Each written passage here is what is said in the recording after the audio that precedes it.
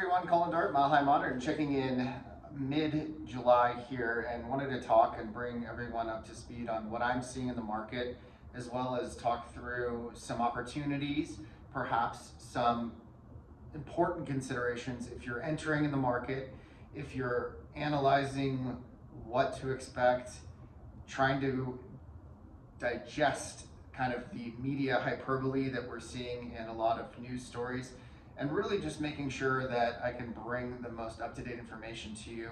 So jumping into it, of course, when we look at June's numbers, we're seeing a trend that I'm very used to seeing, and which will be, and when we look at July's numbers, I'm almost positive this is what we'll see, is pricing will peak out for the year. We will have a glut or a surplus of inventory as it relates to buyers out in the market, and we will enter our retraction phase for pricing.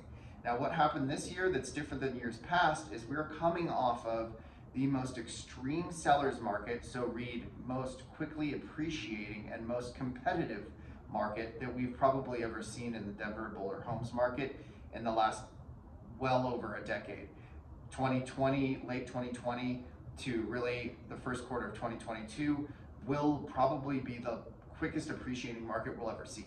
So we're coming off of a time of extreme appreciation. We have a seasonal slowdown, which happens every year. We have interest rates which spiked to above 6 in early June, are now down again in the low 5s. The first story that you heard, of course, was these interest rates up a point, but what we're not hearing is that they've retracted down into the low 5s. Still a reasonable interest rate, of course. We have the interest rates combining with the glut of inventory, which have petered out the buyer pool. Nothing new this time of year, but they're more exhausted than ever. They've been dealing with multiple offer situations. The cost of money, so their buying power has diminished in front of their eyes. If they've been out shopping for a few months to the last 6, of course, interest rates going up means their affordability goes down. So all of these things have happened fairly quickly, which has produced a relatively volatile market, I will absolutely say. Not overnight, but over the period of a few weeks, I saw a market go from extreme sellers to, I would argue, seller friendly. And then importantly to recognize, there are more buyer opportunities now in the market than I have seen in years. And that's even going back to pre-pandemic 2019 when the market was slowing down.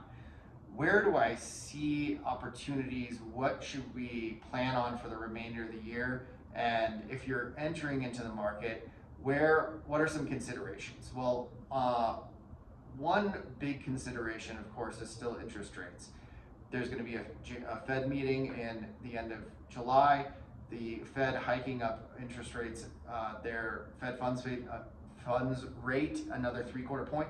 Doesn't necessarily mean that the 30-year fixed conventional will go up, but there is a corollary indicator that it may tick up interest rates ever so slightly. Now, it all depends really on how inflation numbers are looking, which they just came out for June, and they didn't look so good.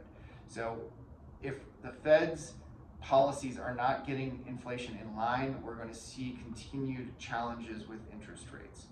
Now, that is affecting both buy and sell side.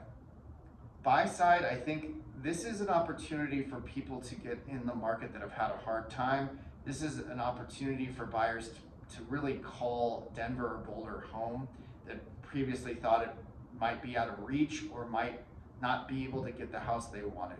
I am seeing more price reductions than I've ever seen. I am experiencing sellers willing to offer concessions to pay down interest rates more than I've ever seen. And this is due to this rapid volatility. So the market just slowed down overnight.